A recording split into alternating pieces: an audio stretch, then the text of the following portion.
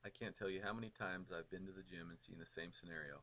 I'm sure that you've seen it too. A man with huge pecs and arms lies down on a bench and starts to knock out rep after rep on the bench press.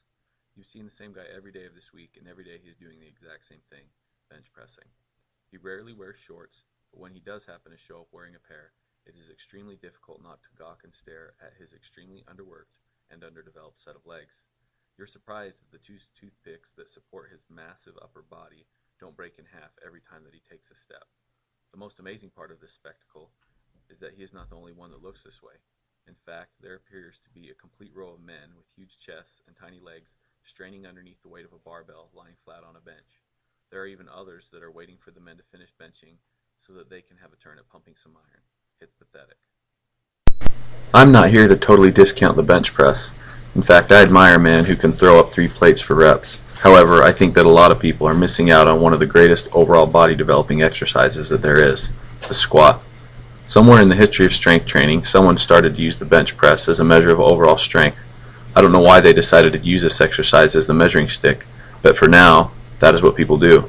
There's so many people that ask me, how much do you bench? And I usually reply with, how much do you squat? This response tends to shock most people because, first of all, they probably don't even remember when the last time that they did a set of heavy squats, and second, they are too embarrassed to let anyone else know how weak their squat is. In their shame, they mumble something incoherently and go back to talking about how much they can bench.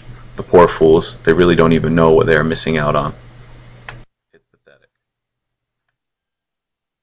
The squat is one of the greatest exercises for people to perform to get them strong, lean, and improve their overall physical training capacity.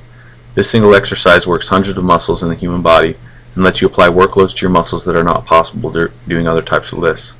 Doing heavy sets of squats actually pushes your body to release more of the hormones that help to drive muscular development.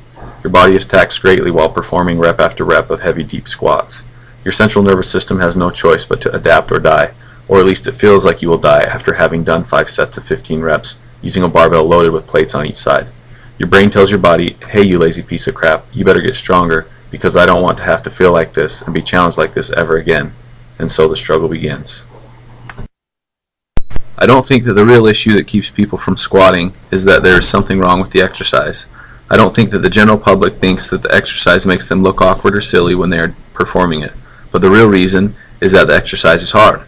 The bottom line is that doing squats or any exercise that uses such large muscle groups requires a lot of oxygen. When you start doing a heavy deep set of squats, you tend to start running out of oxygen very quickly. Lactic acid builds up in the muscles, your heart rate increases, your breathing becomes more labored, and you start to feel like crap. It is totally understandable that most people don't want to feel that way, so as a result, most gym goers tend to stick with their bench presses, curls, and a couple of isolation exercises because when it all boils down to one thing, they don't want to work too hard. I know that you might think I am crazy by saying that people don't want to work hard, but I disagree. We live in a society where everybody wants instant gratification. It is hard to sell something, whether it is exercise or starting a business, when you tell them, hey, this is going to be extremely difficult and painful. There are gym goers aplenty who may say, I don't even need to do squats. That is what I wear pants for. Nobody will see my legs anyway. In fact, I am sure that if I could put heavy squats in a bottle, and an individual could get the same results from taking a squat pill as they would from actually doing them, that I would have millions of orders instantly. The human psychology of looking for the easy way out has always been around, and it will still be around for years to come. However, when people finally do realize that they are going to have to work hard for something, it is a huge aha moment. They discover that they can have whatever they want as long as they are willing to pay the price. So the question to ask yourself is, are you willing to pay the price? If you are willing to pay the price to have strong legs and better overall body development and functionality, then jump on board and start squatting.